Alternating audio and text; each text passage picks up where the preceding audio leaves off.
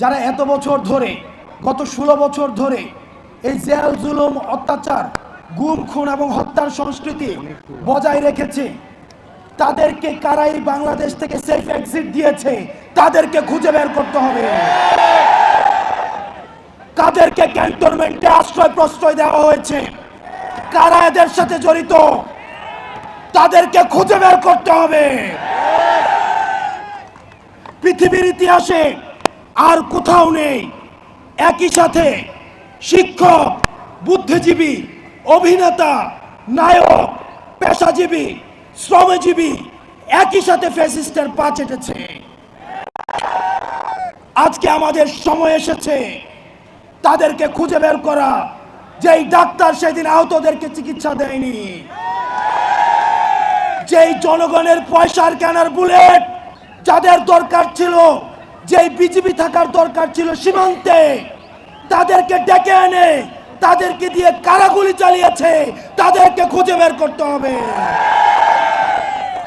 আমার পুলিশ ভাইদেরকে কারা ব্যবহার করেছে, তাদেরকে খুঁজে বের করতে হবে। যাদের কলম এই ফ্যাসিবাদের পক্ষে লিখেছে, এই কলমগুলোকে ভাঙতে হবে।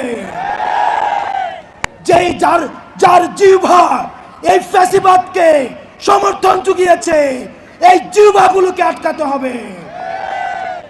যেই নায়ক, যেই অভিনেতা, যারা সিনেমা বানিয়েছে এই ফ্যাসিবাদের পক্ষে, লক্ষ লক্ষ কোটি তিস্তা কাগজ এই ফ্যাসিবাদের পক্ষে সমর্থন জুগিয়েছে, এই কাগজগুলোকে পোড়াতে হবে।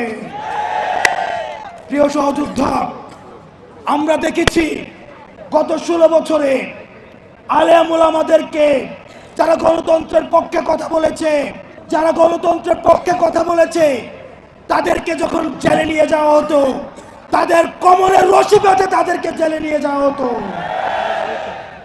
কিন্তু আমরা দেখছি আজকে যাদের হাতে 2000 শহীদের রক্তের দাগ লেগে আছে, তারা যখন জেল থেকে বের হয় মনে হয় শ্বশুর বাড়িতে পিকনিক করতে আসছে।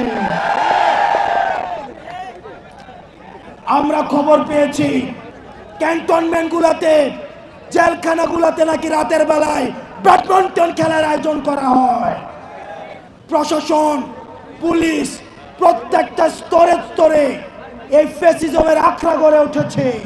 প্রত্যেকটি জায়গা থেকে ফ্যাসিবাদকে উৎখাত করতে হবে।